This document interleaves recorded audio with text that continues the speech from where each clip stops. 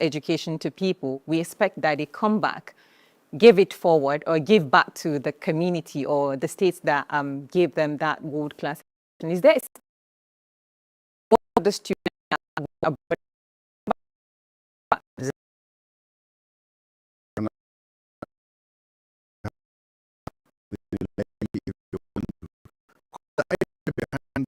those people to study MBBS in Cairo is one, because we are shortage of doctors, and then and most of these doctors, even those ones under our employment, not most of them that wants to go to the rural areas. And then this time around we said, okay, we'll pick one from each of the local governments. And then we'll tie you to that local government, that after you come back, you are residing in that local government. You cannot tell me that you don't want to stay in the local government while your parents are staying. there? So we bonded them to those particular local governments. And then we have bonded them for some years. And all agreements were signed. They will have to come back and give to the society before they even start thinking of going anywhere. And that is ongoing. And as you are aware, most of the students that studies MBBS in Nigeria, we are paying them salary.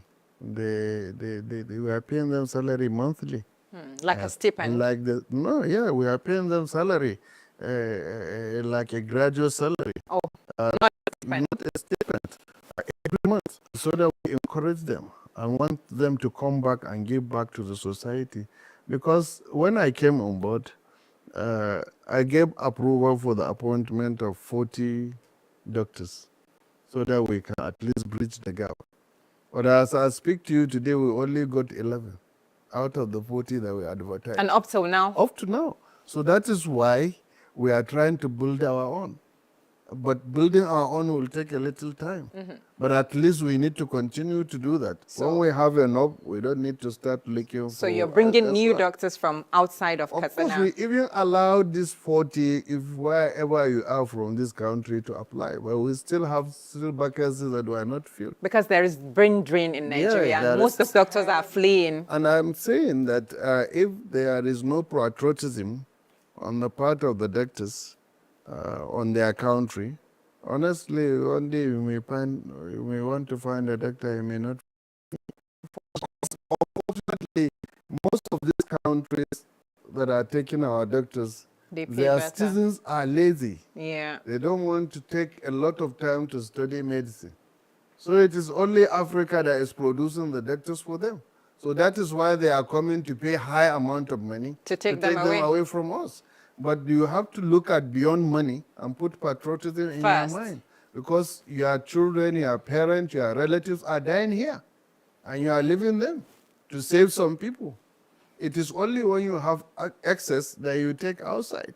When we don't have access, you leave your job and go somewhere. You shouldn't give them. And then the most difficult trend that is happening now, especially in the northern part of the country, you know, before, women doctors travel abroad for employment or for whatever. But now you see northern women, northern doctors, female doctors in the northern part of the country moving to other countries to practice. So that is one of the most unfortunate things that is happening to us. And that is why in most of the hospitals, we don't have enough medical personnel.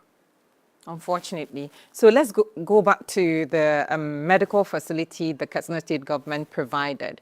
It's one thing to provide something world-class standard and train people to utilize it. And it's another thing for sustainability, maintenance, and being able to keep people to use those equipment well and sustain it for a period of time. What system is in place to make sure that this world-class facility doesn't for our dialysis center and this imaging center, we are intending to, for dialysis, we have already done it. We have advertised for management. And we have gotten many companies in which one was selected to manage that facility, at least keep maintaining it, standardizing it, making sure that things are in order. You can only get this thing through PPP arrangements with the private sector.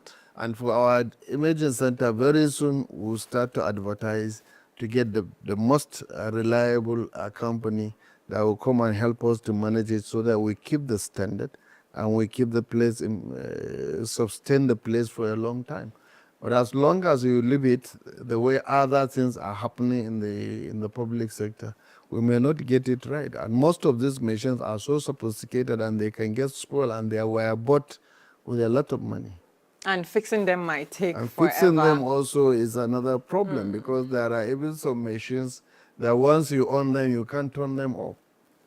There has to be 24 hours electricity. So that is why we are providing solar alternative.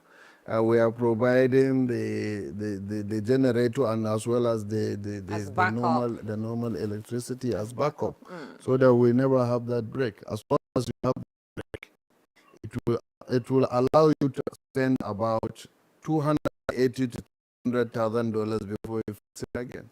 And it will take some months before it comes back. So we have to be careful and bring up management technicians that can be able to hold and sustain that place for a very long time, for the benefit of our people. Thank you, Your Excellency, for answering that. Now, let's go back to the bedrock of every developed society, which is security. You've put so many measures in place, including the Community Protection Guard, to make sure that people in communities give support to the conventional forces to fight this.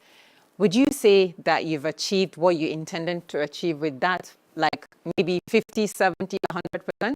Of course, I can say more than that, because I can say with the support of the Community Watch and the work, the synergy they have with the conventional security agencies, we have addressed the issue to about 70%.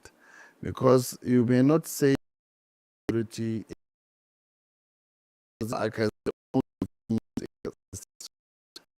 say, you know, you keep the system, because what makes the fight very difficult is you don't know whom you are fighting.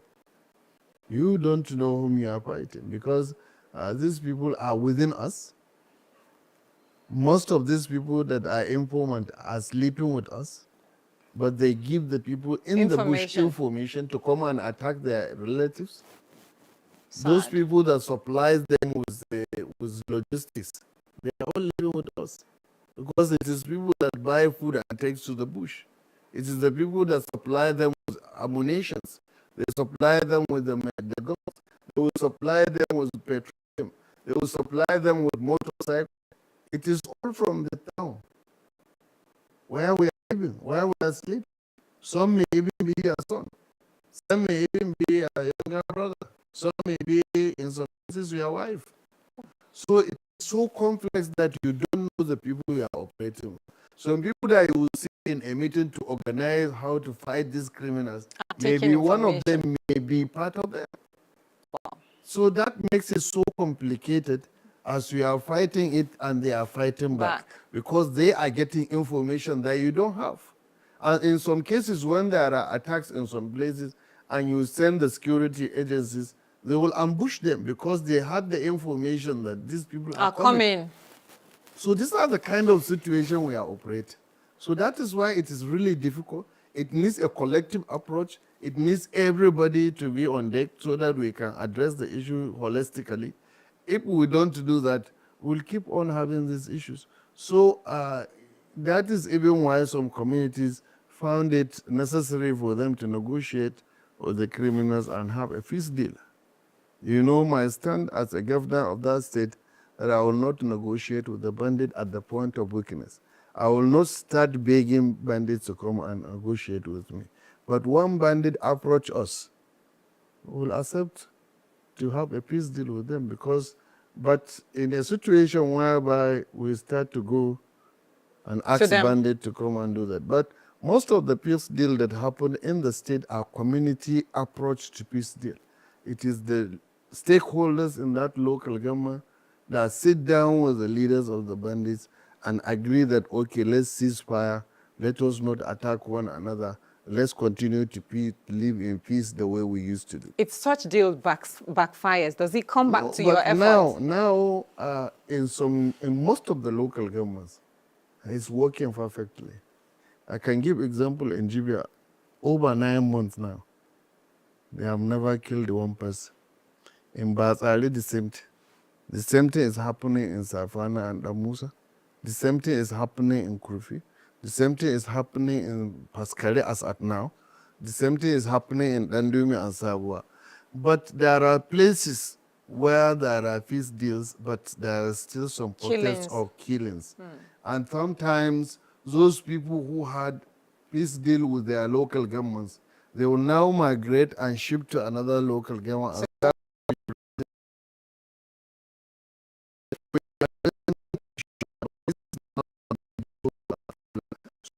community engagement and the community peace, I can say that about 90% problem of insecurity are solved.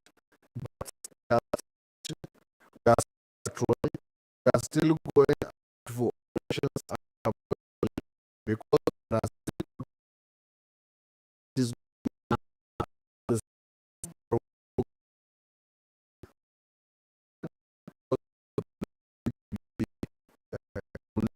a lot of time Your for it Excellency. to heal. And then for GBA, for example, we have built houses, about 152, along with UNDP, for the internally Displaced displaced persons. persons. And then we have created a skill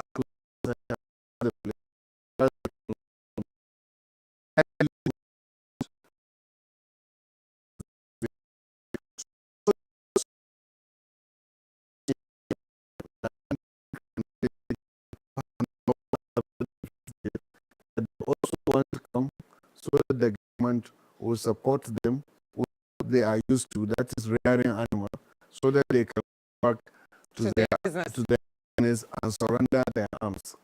So we are still talking to them to know the number of people that wants to get into that deal, so that the day we will come to launch, which is about in the first week of December also, we will go now and then provide houses and alternative livelihood to the internally displaced person in that local government, and also give a supporting hand to those repentant bandits who wants to go back to their trade.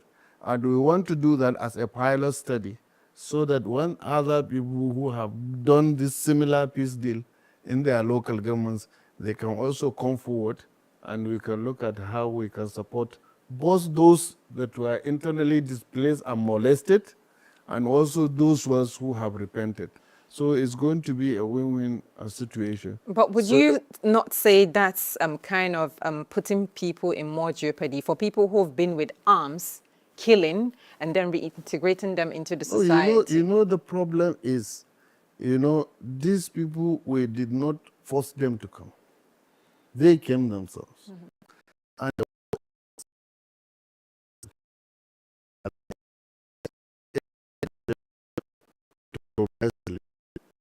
and look at it. These people came that they want to surrender. And after surrendering, they want to go back and engage themselves in business. And you now have to ask yourself, what are the root causes of all this problem? Most of them are poverty. Yeah, economically Most of driven. the economic reasons, they lost their animals. Some of them, they lost most of their properties through injustice that is perpetuated against them by the communities. Okay, I'm a criminal. I said, okay, I'm not going to fight anybody. And this is my arm. I want to surrender it. Please help me to go back to my business. They are the citizens of that state. The state has obligation to support them. Well, because if you don't support them, you are encouraging them to go back to their criminality. But so we have to do it in such a matter. Because now we are spending money to fight the insecurity. How many billions of money have we spent to fight insecurity? Are we able to end it? We are unable to end it. So if we can have a solution, channel the money into it, and channel the money to build the people, increase livelihood, spur economic activities within the state, it's going to be better for everyone. So what is the need for allowing people to be killing one another? And majority of the people who are perpetuating this criminality are the indigenous of that state. Because in my state, I don't know what happens to other states, but in my state, most of these Fulani that perpetuate this thing are indigenous of those local governments and those localities. About 98% of them are indigents of those local governments. We know their grandparents, we know their parents. Some of their parents are even living with us. But they choose to go into criminality. So it would be safe to say when the government is putting all these plans in place, there is a de-radicalization kind of system that would make them not go back to Of course, that what is they, the aim. Yeah. But you know, human being, you cannot bow to any human being. People's behaviors can change anytime. Yeah. You may decide not to be, even a person that is not in criminality, tomorrow you may decide to join The criminality. only constant thing in life is change. So the only thing is we have to do a lot of sensitization, create awareness, influence some moral values to them. And these are how much the government can do. And it involves the religious leaders, major communities leaders, to also come along in helping to shape the minds and change their attitudes. And that is the only way we can address it, because people are tired. People are tired and think because they are tired, that is why they initiated this peace deal themselves. Because they were being killed every day. They were looking onto us as a government to protect their lives and properties. If we fail to do that, they have no option Than to take the destiny into peace their deal. hands, yeah. Because we are not able to do that. That is the honest truth. So this peace deal is different from paying money or ransom for people not to strike. It's totally different My from that issue one. is, as I speak to you 2.5 years, I didn't know any of the bandits. Physically, I've never seen anybody. Physically, nobody has ever called me on phone. I've never called anybody on phone. I have no business with a criminal. Why should I have business with a criminal? Yes, it's just the intel from the people My doing mind peace is deal. I prepared to fight them, and I was fighting them, and I'm fighting them to death. But I have limitation as to what I can do. I have limitation as to what I can do as a governor, because I don't have the right to influence and to force a military or a police or a civil defense to go and fight someone. It's just to give information. Mine is and just see. to give the information to tell them this is what we are supposed to do. If they want to, if they like, they do it. If they don't like, they will not do it. And I don't have anything to do if they didn't do it. And that was the reason why I established my security outfit. Those ones I can give them command. But they have problem because they don't have, the law does not allow them to carry heavy arms. They can only carry a pop action, which is inferior to the ones the bandits are carrying.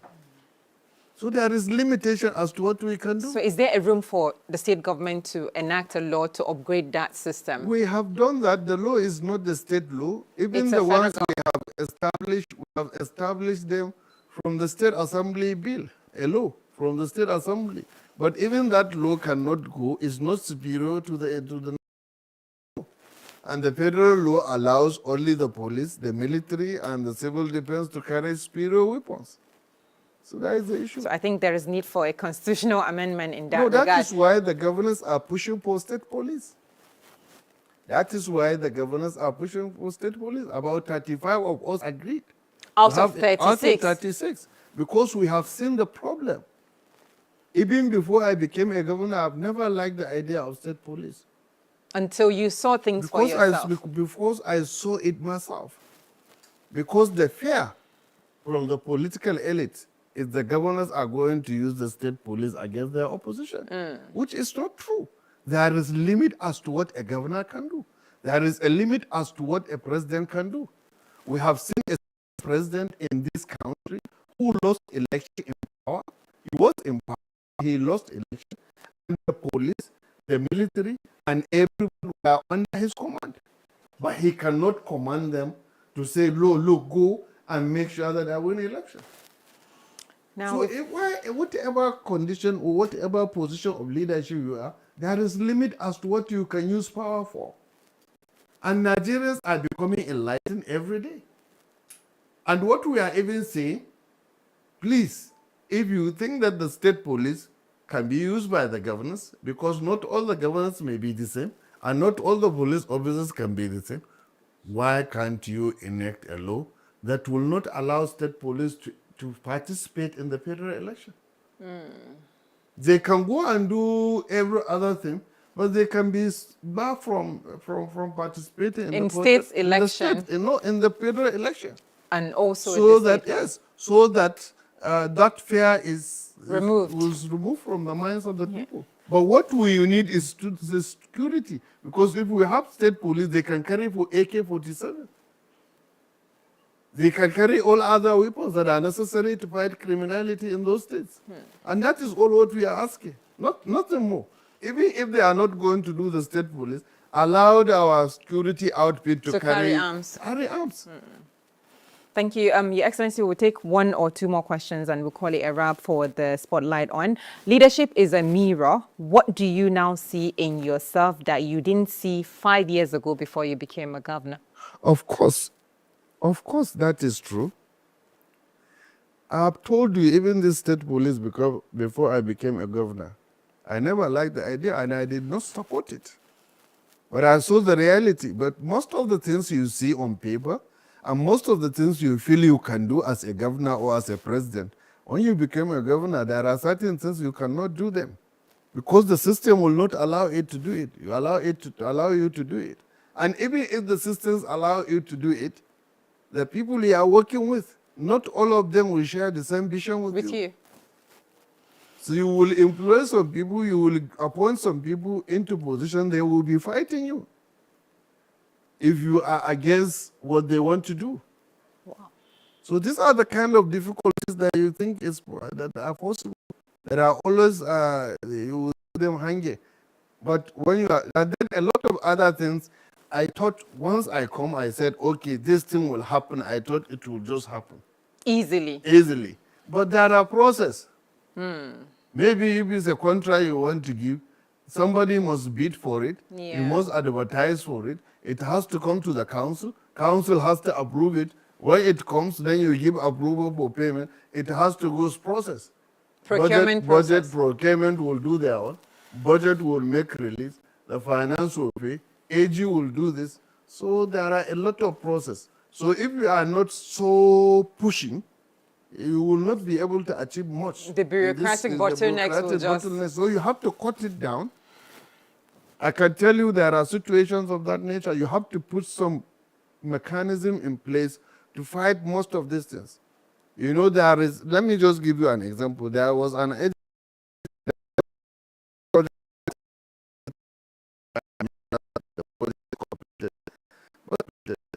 but surprisingly, they sent me a report. There was someone who sent a project for completion, but it was only 40%. There was even one that is only 7%. But they were sending for me to approve for the full payment of the project. That's fraud. So if I don't payment of the project. That's fraud. So if I don't have that agency, you wouldn't know. If I don't have that monitoring unit, I could have signed. Monitoring unit, I could have signed. Not knowing because I'm signing based on someone's recommendation.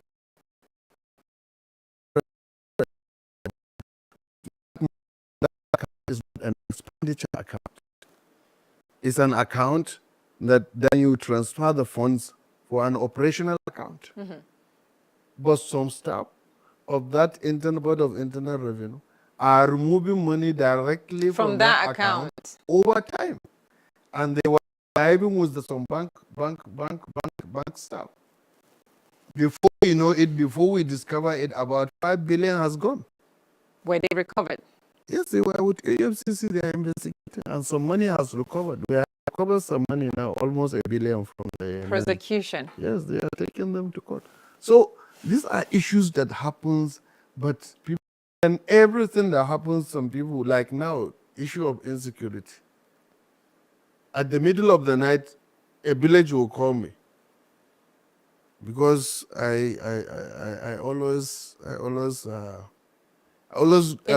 interact with people and I reply their messages. They will send to me, sir, right now bandits are in our village. In our village. What am I expected to do? To take action. I will send to the commissioner of police. I will send to the brigade commander, the military, the head of terror. I will send to my commissioner of internal security. but they may not, they may Respond. or they may not. But the people expected a governor. They have told the governor they are expecting should the be governor action. because I don't have. I may come, but situations are very difficult. Like the Gidamanto, what has happened in Gidamanto, I've said it.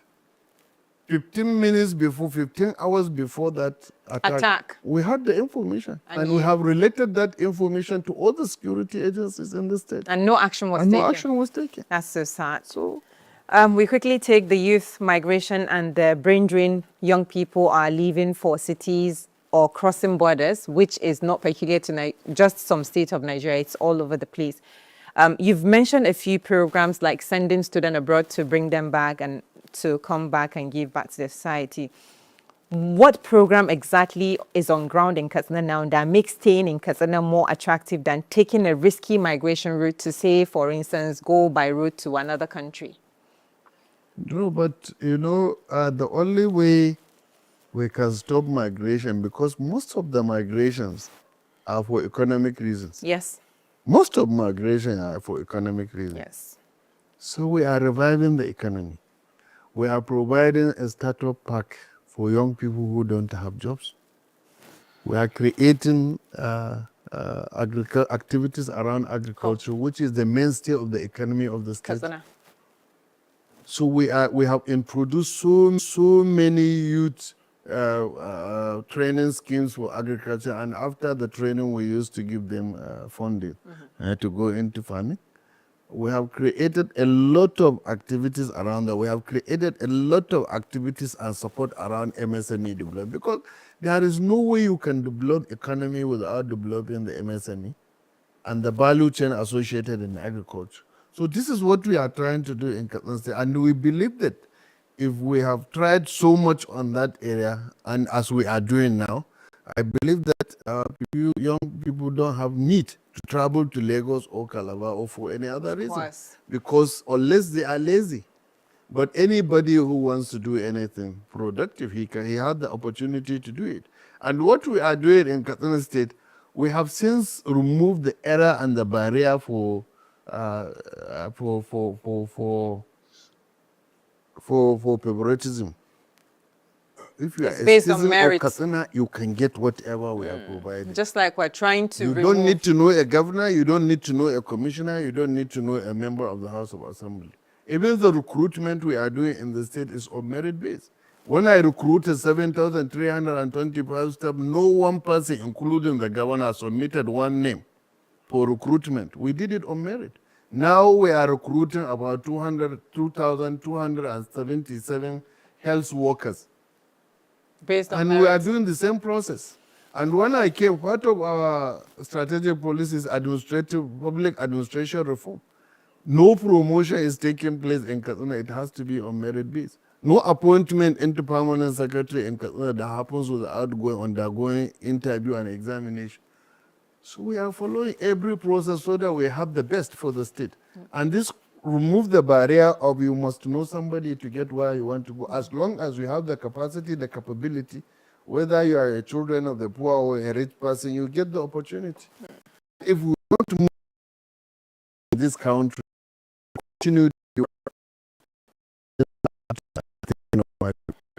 And let's do a quick rapid fire segment, which is the last part. It's just short, sharp, one sentence answers for every question. Leadership habits you never compromise on. One leadership habit that you never compromise on. And one policy you believe will outlive your administration. Do the rest. One misconception about Katsina you want the world to drop immediately. We are not as secured as people think we are. One project you would double the budget for without thinking twice. Education. Because it's a bedrock for any development. One global leader whose work ethic inspires you. Aminu Kano. One word that defines your leadership style. One word that defines your leadership style. Integrity. Many thanks for joining us on S24's television spotlight on Your Excellency, sir. It's been a pleasure discussing a lot of giant strides in Katsina. Many thanks. We look forward to hosting you again and doing more about what you're doing in Katsina State. Thank you so much, sir. Thank you so much.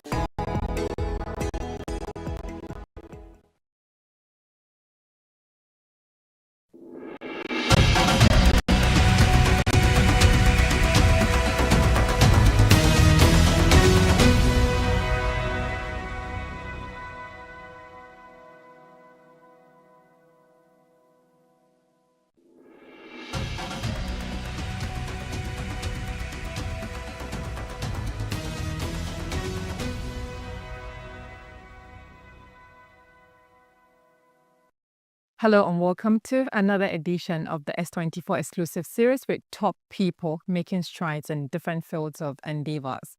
Today, we'll be unpacking a lot in terms of what's going on in Nigeria and hearing from Barrister Ismail, popularly known as Leader, and the relationship with former late President Muhammad Buhari.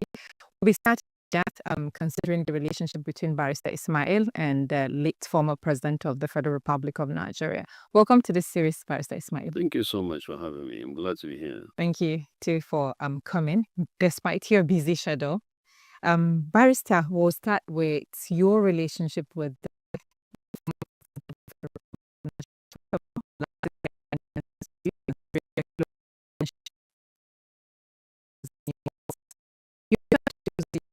former President Muhammad Buhari over 4 years or 8 years, let's say, including your time as the APC youth leader and your role as one of the team members of National Social Investment Program. Can you reflect on your relationship with the former president and the way you think that is still shaping the way you look at life generally today? Well, thank you. Good morning once again. President Muhammad Buhari is someone I know. I've known since 2002 when he Over 2 decades. Yes, when he joined politics, and he was the reason why I joined partisan politics as well. I've always been a political aficionado. I love it. I love it to death. I'm a history buff. I keep tabs on what's going on, since during the military juntas. Towards the twilight years of General Babangida through to the Abacha years and Abdulsalami Abubakar up onto the Obasanjo years. So yeah, in 2002 when the late president joined politics, I was excited, and I was part of a group of very young people, fresh out of college, just trying to see what we can do to be able to get him elected as well, because we believed in him as a result. But he and I became somewhat properly acquainted in 2009, 2010, and we became properly acquainted. That was when he even knew my name, and he could put the name to the face, and he would be able to recall me wherever he sees me and stuff like that. And in 2012, I think in 2010, I was part of the CPC renewal. I was a part of the committee. I was part of CPC. I ran for House of Representatives in Kano, and he supported us all through. And then by 2012, after we lost the 2011 election, I think that was when he lost his first daughter, I think, and I went to Kaduna to condole him. And that was when he started talking to me about, the fact that the next thing we're going to do is probably going to be a merger, not an alliance that we tried to do in 2010 between ourselves and the ACN, which was led by President Tinubu at that time. So, and he was the one that introduced me to President Tinubu, interestingly, yes. And he called the late Simon Isaiah, who was very close to Ashwaju at that time, and told him that, okay, I'm sending some of my boys, very energetic, knew what they were doing. I want you to introduce them to Chief Tinubu. He used to call them Chief Tinubu, and see how that relationship can build. I want them to be part of the new process of the things we're trying to do. So we got to Abuja, of course. As I called Sunday Dare, former Minister of Sports, who was then the Chief of Staff to Ashwaju. So they booked an appointment for us in January, I think, of 2013, because this happened between I and the late president in December of 2012. Yeah. And in January of 2013, I went to see Ashwaju for the first time, and then he immediately liked me, and we struck a relationship as well as that. And he was the first person that told me that the merger, as it culminates, they want to do, the party would start with an A. Okay. And by February 13,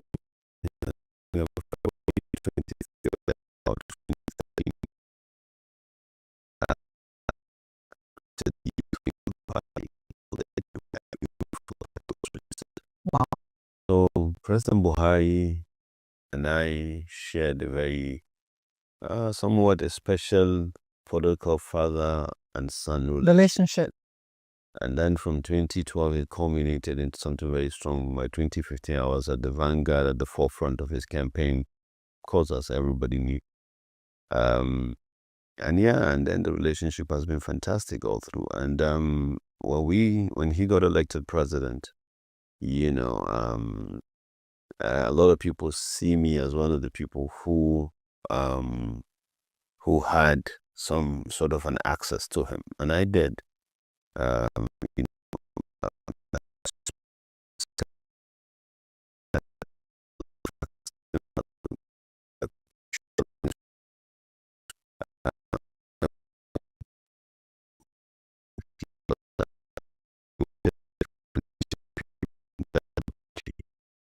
he recommended me as well. So President Relationship. Buhari and I had a very good relationship, both in politics and in the office. Great. Thank you for sharing that. Please say, or can you reflect on the way your partnership and your given the and person of the late former president shape your cognizance of loss, but also carry forward the legacy the late president that. Well, I used to tell him that I used to tell him even when he was alive, and I said it in my tribute to him after he passed, that he is one of the most privileged Nigerians ever, who had lived on this earth for 82 years. But in those 82 years, he joined the army at 19, went to war at 25, became a governor at 33, became a minister at 34, became a GOC at 38, became a head of state at 41, became a chairman of PTF at 52. Mm-hmm. Wow.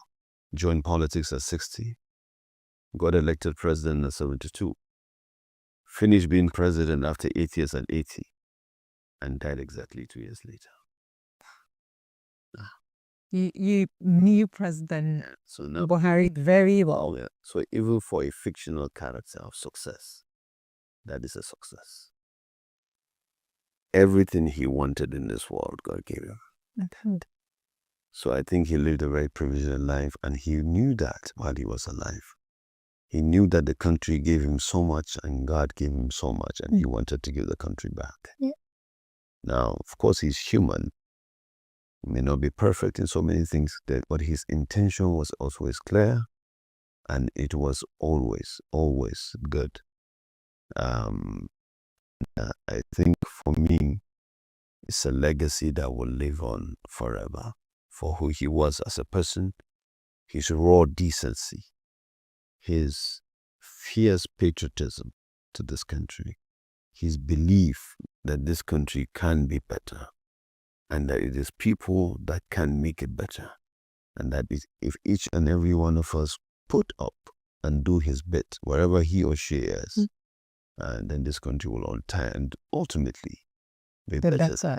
So I think that would be his legacy. It is his raw decency. There are conversations you can't have around Buhari.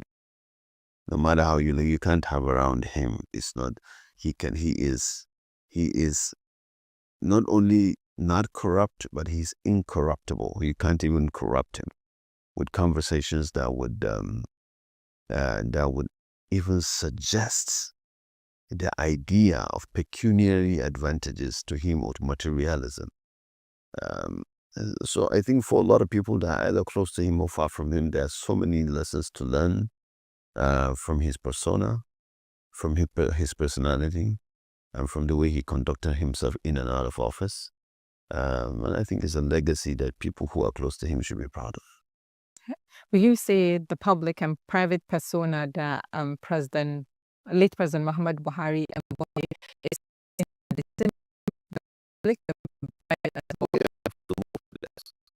The other things people didn't know was extremely humorous. Yeah. He cracks jokes at himself. It was obvious from some of the interviews. Yeah, so he is extremely humorous. He likes to laugh at himself and laugh at and crack jokes and listen to them. He's a simple person. He thinks in a simple manner. He doesn't like complications. I don't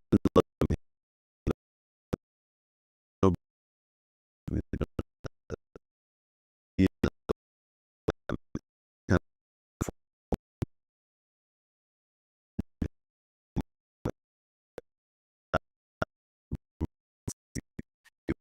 kind of theoretical jargons and about how this is this, this is that, how GDP is going, about GNP is doing this.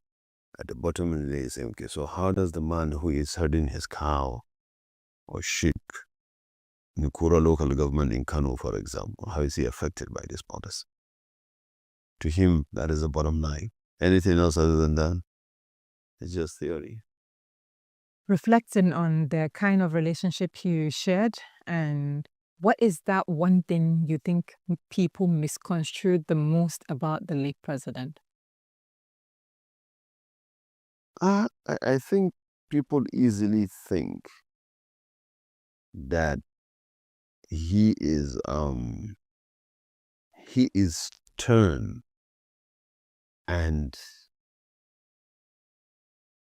unapologetically, perhaps even vindictive. People believe that about him. A lot of people think so.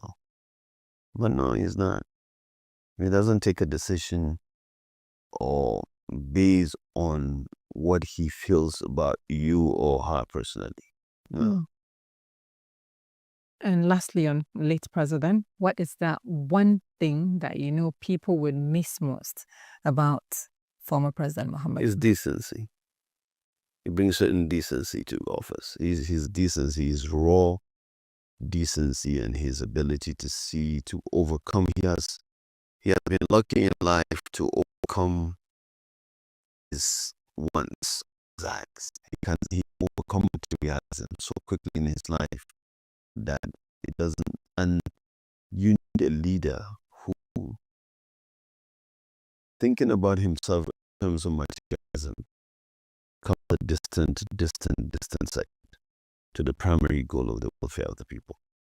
I think that would be missed. That makes me get you another question of follow-up, because it seems we can't exhaust talking about the late former president, and I will just add this one.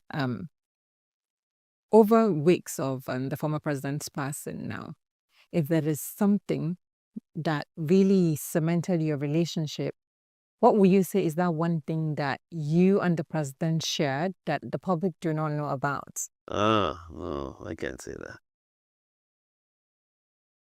I can't say that, but nothing too much. I think he just at times, at the very few times that I've had very private times with him, he tells you how he feels about certain things. Of course, that you can't divulge, of course, but he will. You complain to him about certain things, he will tell you, "Look, this is the way I see these things, but this is why I can't do A, B, C at this point in time." But at the root of it all is the decency of a man who doesn't want to, disrupt. And I give you a simple example. This he said publicly. Mm-hmm. And I was one of the people that told him that why shouldn't you should write a book? You have been part of Nigeria's history. You have been at the corridor of Nigeria's history since 1966. And this class of 1960s, you guys have so much in you that you need to be able to document it so that people would read and learn. And this he said in public, that he doesn't want to write a book because he doesn't want to hurt people. I don't think that's a good reason not to write a book. By the way, I think books should be documented for history. Sure. But you see, in that answer, you see a man who is not afraid of documenting history, but who is cautious of it. Sure. And that's the decency of the man. And then there are my private times with him that I've shared conversations with him. I've heard him across, in the pub, really, that was decent man. Thank you so much for sharing that. And once again, I condone. Thank you so much. And now, from the late former president, let's go to some role that you just got appointed into. Your appointment as executive chairman of the Presidential Compressed Natural Gas Initiative, PCNGI, places you at the forefront of Nigeria's largest clean energy experiment. In its first year, PCNGI has mobilized nearly $491 million in private investment and converted over 30,000 vehicles, created 9,000 jobs and 75,000 jobs, with a target of converting 1 million vehicles by 2027. What will you describe your vision for scaling PCNGI into a lasting structural pillar of Nigeria's green transport economy? Well, I'm careful not to start talking to the media because I'm still learning and absorbing. Like it's a very new field for me. It's a green field, but it has an incredible opportunity of potential to grow, like you rightly said, as the largest, alternative fuel. Economy, the green economy everyone is talking about. And by the way, our mandate also includes some EVs as well, electric vehicles. So our goal is the goal of the president as he relayed it to me is simple.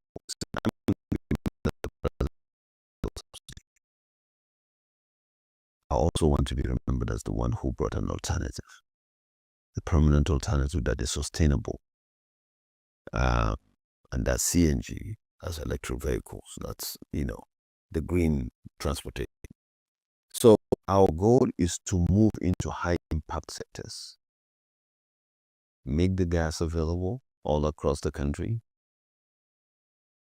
bring down the cost of transportation of goods and services and allied products, so that the prices of those products, wherever they are, get affected positively and downward, so that people would be able to afford and then be able to transport people, from one point to another, or privately, in a way that it makes sense, so that people are not spending 70 or 60% of their earnings on just transportation alone.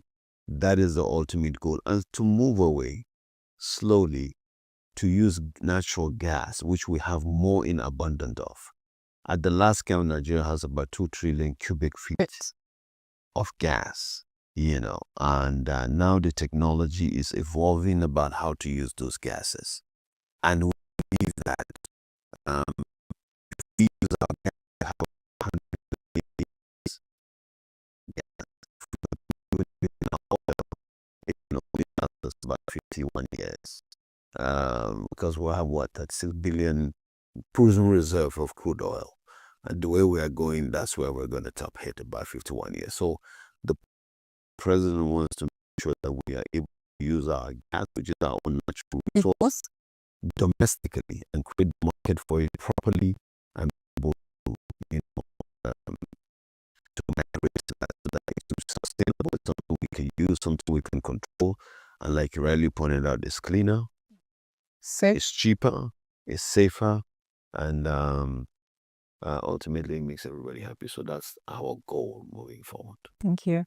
What governance architecture, oversight, and safety protocols are you planning to implement, especially as public scrutiny mounts and lawmakers recently launched probes into conversion centers because of some few accidents that emanated from maybe local people that were not accredited to convert?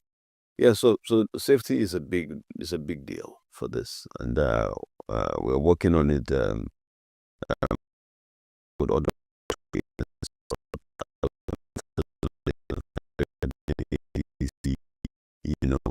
all the people who are responsible for certifying the conversion centers, the inspecting the kind of equipment that is used for the conversions as well. So we are working in tandem with that. We are very clearly aware of the risks involved and why we need to make sure, because one incident is already too much. Yeah. So Nigeria's economy grew 4.6% in 2024, fourth quarter, the strongest in over a decade, yet inflation remains stubbornly over the roof, moving around 23 to 24%, and poverty is rising to nearly 39% of the population. You've mentioned the sort of work you'll be doing to make sure things go down. How do you think PCNGI contributes meaningfully to reducing that cost of living, creating inclusive growth, and complementing Transportation. national With transportation and logistics and haulage. Okay. Once you can get the price of that, look, Dangote just recently bought 4,000 4,000? trucks of CS. Why did he do that? Because he wants to be able to transport his goods cheaper than he would if he was using diesel, Petrol. right? It's simple as that. So he wants to sell, PMS for 800 naira in Lagos and sell it for 800 naira in Kano, because he wants to take CNG to transport it. So once you get CNG involved in haulage of goods and services, like I mentioned at the beginning, of transporting people, once you reduce the cost of transportation significantly from the economy, it will affect the bottom line of everyone else. So I believe it will drive down the inflation. That's our belief. Yeah. And now, as the founder of the All Progressives Youth Forum, APYF, and former Youth Mobilization Director, you've long advocated for youth inclusion in governance. What is your vision for PCNGI enabling meaningful participation for Nigerians, millions of Nigerian young innovators, technicians, and entrepreneurs, not just as beneficiaries, but as decision makers in your process? I think PCNGI is a playing field for young people. I don't think even older people can get involved as much, because the new things, the technology things for young people.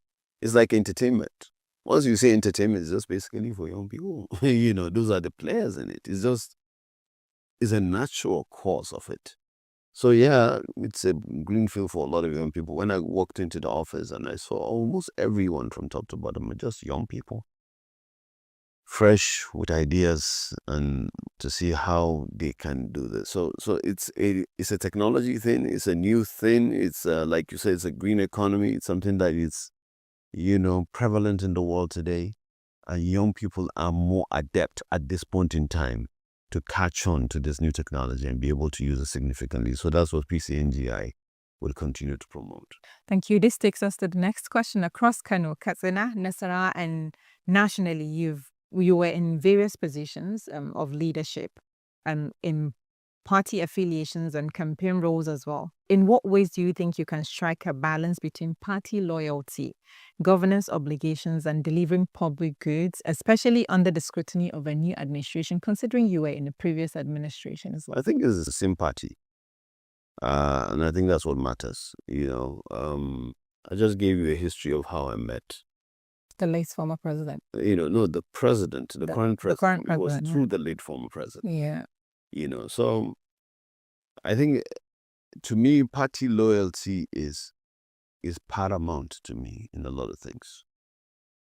Everybody knows me as a party loyalist and a party, stalwart in so many ways. I love the APC. It's in my DNA. And then I like to see it translate into governance clearly. And when that doesn't happen, it irks me, it irritates me. And I make that very clear all the time. So party loyalty comes first, but nationally, patriotism to my country comes naturally first. And then, The party loyalty. I believe the party is a very good platform to be able to achieve some of the developmental projects and vision that we have for the country in its entirety. So I think the party on the one hand needs to be properly run administratively by people who understand what the party is, who have the institutional memory of the party. And the government should run properly for the whole country. And I think there should be a symbiotic relationship where they come in together and be able to do great things. In Kano, we don't have government right now as we speak. I'm joining a meeting for stakeholders tomorrow. We are trying to see how we can get our party back in the saddle of leadership in Kano. But we understand, we did a postmortem of why we lost the last election and how did we lose it, and try to see how we can fix that as we go along. So Nigeria continues to face intensifying insecurity. Given PCNGI's mandates in energy and livelihoods, what role does your initiative play in any, if any, I beg your pardon, in enhancing national security, resilience, or economic stability in conflict-affected states, like in the Northeast and the Northwest? Well, I don't know what to say here in particular. All I do know is that energy security is part of national security, and nothing can happen without peace. And I believe that the National Security Advisor, in conjunction with the ministers of defense and other people who are in the security architecture of the country, are doing their best for peace.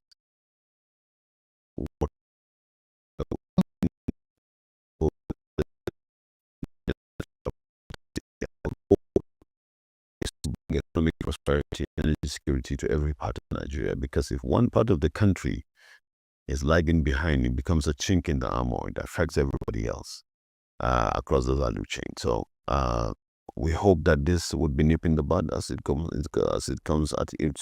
raises its head, so that we'll be able to deliver what is economically viable. Many see PCNG as a signature palliative intervention of the Tillers administration.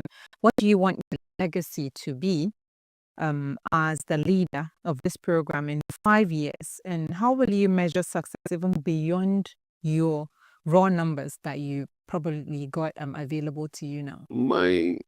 What success would be for me is when the PCNGI metastasize into a full-blown clean energy industry where people can grow careers and become self-sustaining without needing government to fund it, to be able to run its course and change the trajectory of Nigerian energy sector and make us self-sufficient and be able to build on that, and people will be able to get new jobs as a result of what we are doing.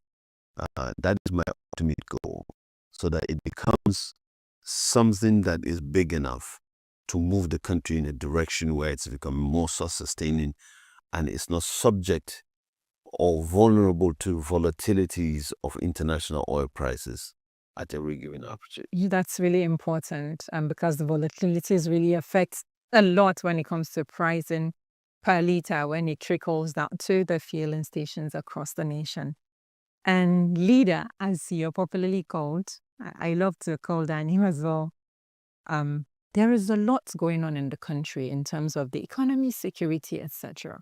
And most boggling in the minds of most Nigerians in the recent times, if you check the data and internet as well, is the appointment and the way people use their offices to affect the ordinary man on the streets.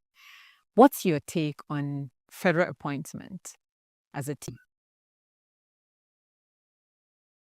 The government, which I can't speak for the government, and if the people are not feeling that they are properly represented, then it is incumbent upon us to do all that is right to be able to settle that and placate those feelings. I believe that's serious. Thank you. And lastly, 2027 is fast approaching. Is there a message clearly that you would like to give the Nigerian youth? Participate, and don't sell your conscience, don't sell your votes, don't provide yourself for opportunity for people to ask cannon fodder. Participate. Democracy only makes sense when ordinary citizens participate in it. Thank you so much, Barrister Ismail Ahmed, popularly called leader, for joining us on S24 exclusive series today. We look forward to future collaborations, interviews, and to see the giant strides you'll be pulling at your new office. Thank you so much for joining. Thank you so much. I appreciate it. Bye for now and see you next time.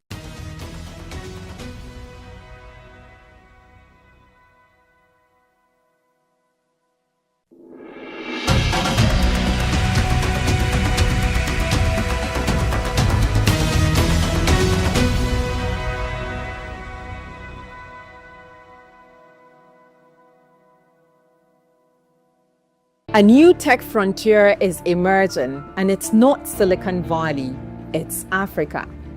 Across the continent, startups are solving problems that global giants ignored. In 2024 alone, African startups raised over $3.5 billion, defying global venture slowdowns. Venture capital funding grew by 14% last year, led by fintech, logistics, and clean energy innovators. In Nigeria, digital payments are transforming commerce. In Kenya, mobile money now serves over 90% of adults. In Rwanda, drones deliver blood to remote hospitals. It's a tech boom built on necessity, not luxury, but challenges remain. Only 43% of Africans have internet access, and unreliable power still stalls progress. Global investors are watching, but they are also cautious, calling for better regulations and infrastructure stability. Still, there's a quiet revolution on the continent, and it's not powered by oil or aid, but by imagination. The question is no longer whether Africa can innovate, it's whether the world is ready for Africa's innovation.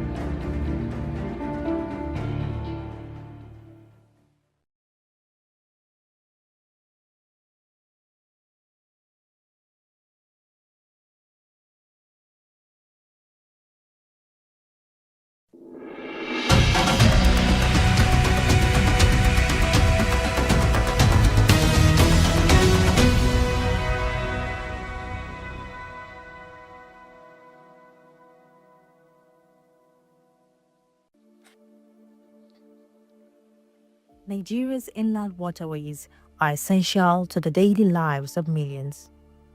In communities like Unguru in Yobe State, water transport is not a choice, it is a necessity. Yet, these waterways have a long history of deadly accidents. This video tries to examine the recurring risk, the human impact, and what people say must change.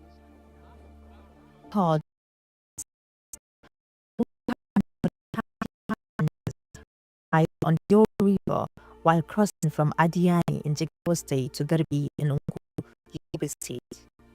State emergency officials confirmed that 25 people died, 13 were rescued, and 14 remain missing.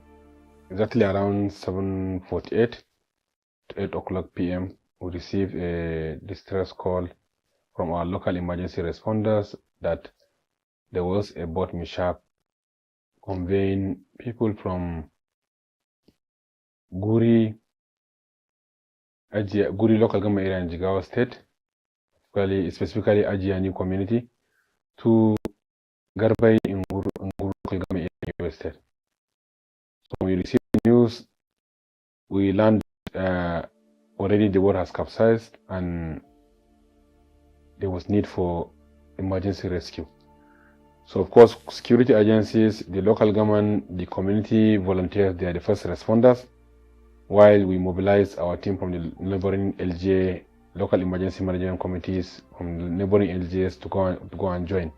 To Allah da ikonsa ba a samu masu ceto ba, sai da akwai mutum ɗaya da ya je kamun kifi. They did not receive help early on. Fortunately, a fisherman who had gone out to fish heard their screams and raised the alarm.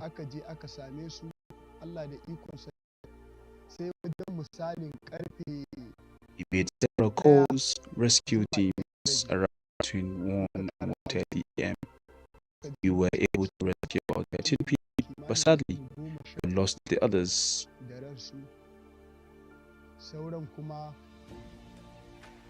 We continued waiting and searching and gradually recovered 17 bodies.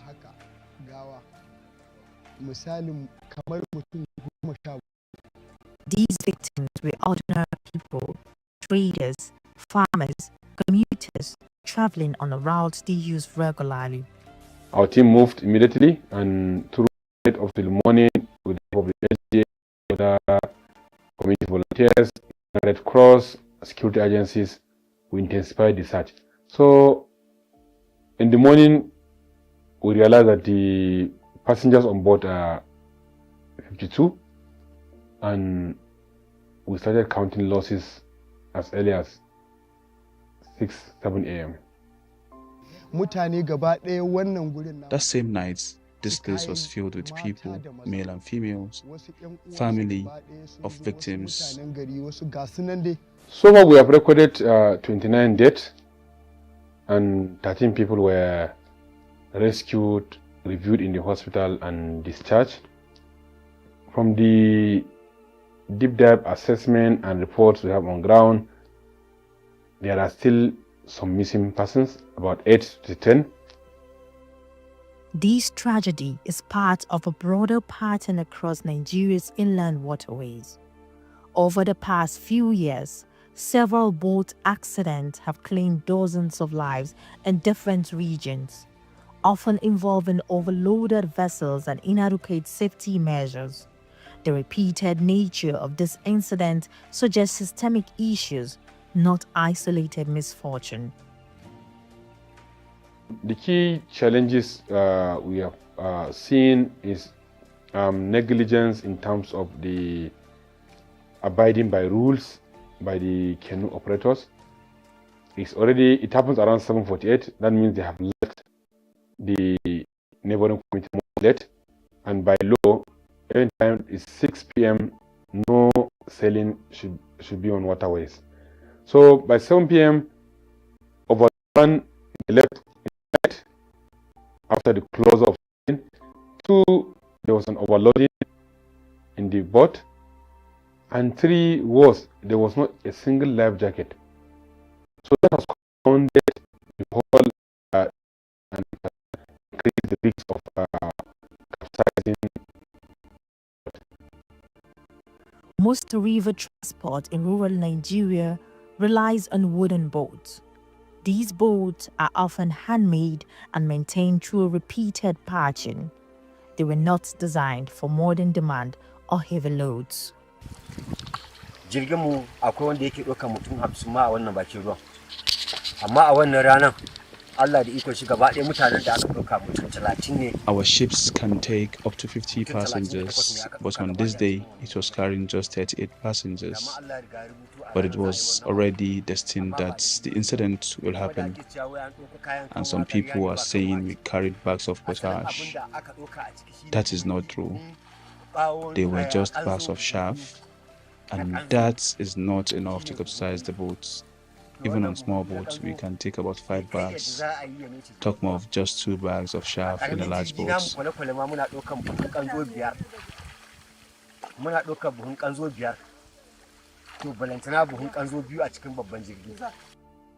Boat operators and passengers frequently admit to overloading, especially during market days, festive seasons, and harvest periods.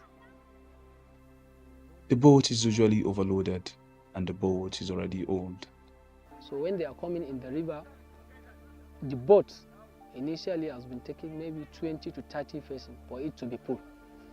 But at that time they do overload, where they're supposed to carry 30 or 20 people, they come carry 39 to 40. Muna tunanin da wanda ya zamto cewa suna da rai da wanda suka rasu a cikin wannan jirgi dai mutum. We are assuming that the total number of people inside that boat were about 40. People are saying they are up to 50 and all sorts. Truly, that's not. What we witnessed was that amount, 40. Also, we lack working equipment. Even when such incident happens, we wouldn't be able to control it.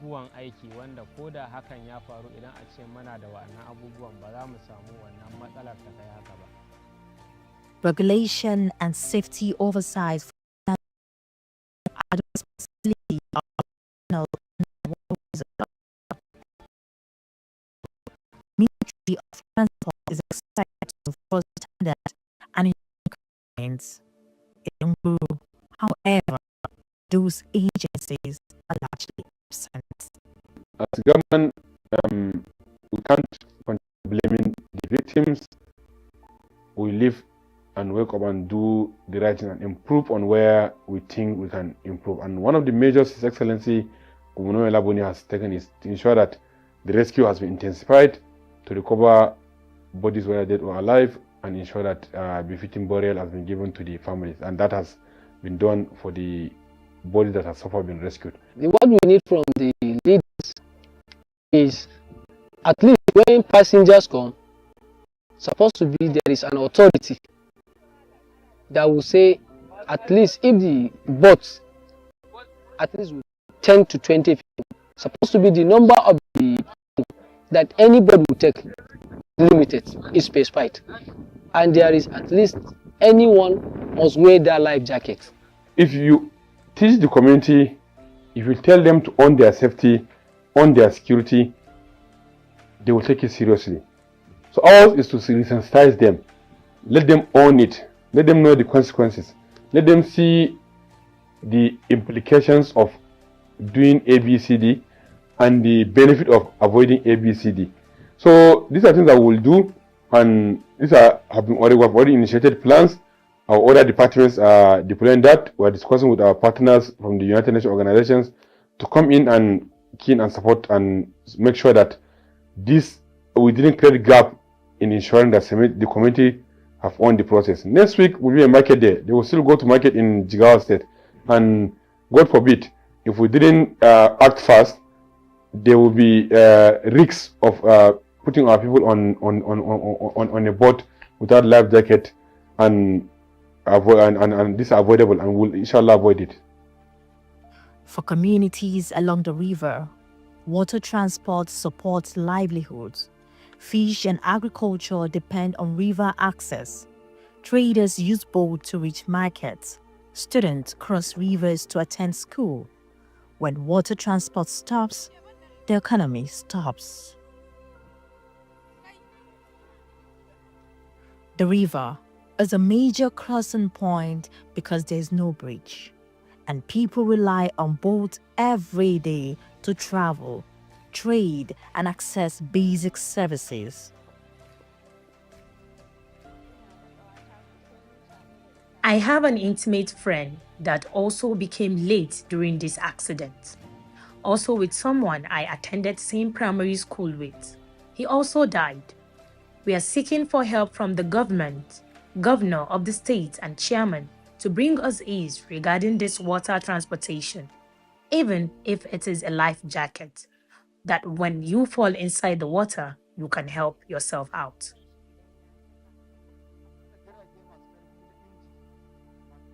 They should provide us better modernized boats. The ones that are faulty are wooden, so we can continue our business with other towns. The question asked, those in the government, whether they capture such places and the budget for bridges since the inception of the rule. These people not part of the elected in and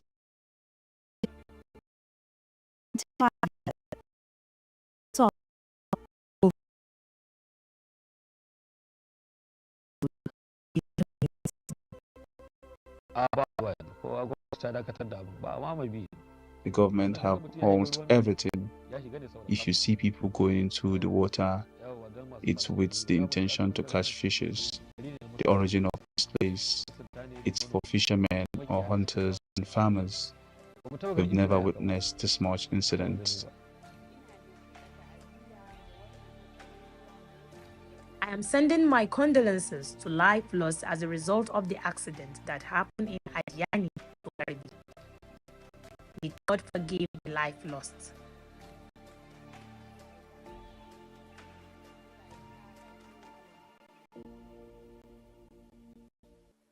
residents say the risk is not only real, it is repeated. What they want is not just reassurance, but real changes that make daily travel safer.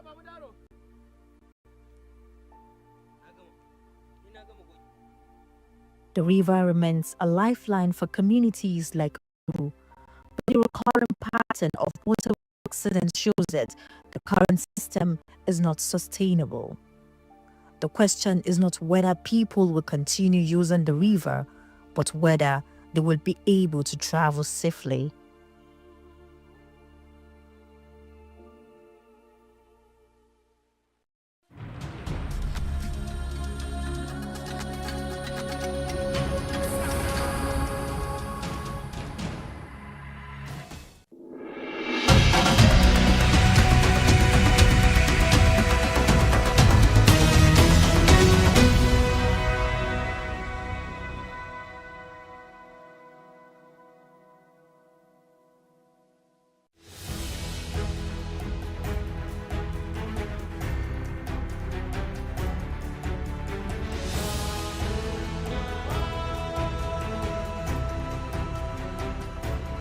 Hello and welcome to Ascend, the program that brings you the stories of extraordinary individuals whose journeys define leadership, purpose, and resilience. My name is Halima Abdurraouf. And today we shine the spotlight on a leader who represents a generation of visionaries, those who combine intellect with service and passion with purpose. My guest is Dr. Nuruddin Muhammad, a distinguished Nigerian who has served as Minister of State, 2 for Foreign Affairs and overseeing Minister of Information for the Federal Republic of Nigeria. This is a big thing for us at S24 because Ascend brings the best of the best. Known for this nature of intellect and civic consciousness, Dr. Muhammad embodies a blend of political maturity and youthful dynamism, a reflection of what Nigeria's future leadership could be. Join me as we explore this journey through governance, diplomacy, and the continuous pursuit of national transformation. Welcome to Ascend, Dr. Nuruddin. Thank you, Halima. This is great pleasure because I think from what we discussed before coming on board, it looks like we've got this asset that we need to explore a lot. So let's start with, you've had one of the most unique trajectories in public service, rising to ministerial level for your age, for someone that is a visionary and all of that. This position of such as a young age or at a young age tell us the way this journey shaped who you are. But before all of that, I always like to take our guest through to see where did it all start from? Because this doesn't just start from ministerial position. It's been an ongoing thing. Where did you start from? Thank you very much for this. You're welcome, sir. Very insightful question, I would say. While we're talking off air, you were telling us about your dad, how he was bringing newspapers back home and so. So I think my trajectory started there as well. Wow, yeah. That's interesting. Yeah, my dad was a school teacher. So, and I would say technically I was the first child. Okay. So I had all the books to play around with. So, and I think during the Second Republic, when Shagari was president, I had all these books where the governors were, I would be reading it, I would be asking him questions. And then through the questions, he would have to explain some stuff to me. And then that's when I started hearing about the Civil War, And then I was very inquisitive, so I downloaded a lot from him.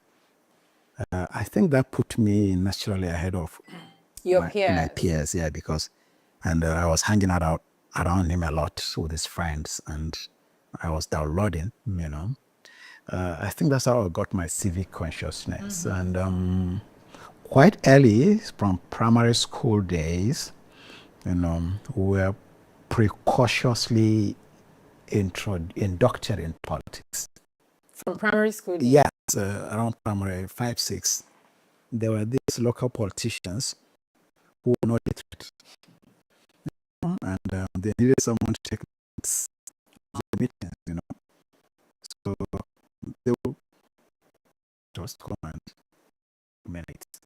Like, yes, I remember I was 10 years then. Wow.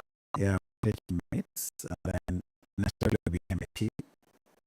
And zero party elections in 1987 during General Ibrahim Badar Babangida's failed transition experiments. I think that's the first time we started flirting was actually voting. Wow. Yeah, so and then 89 came, it was SDP. We were still quite young. We weren't teenagers then, around 12. But we were deeply involved in the SDP and RC politics, from the local level to the state levels, Ironically, my political godfather is former governor of Jigawa State, Sule Lamido. Oh. I can remember 1989, I was in JSS2. That's old Kano.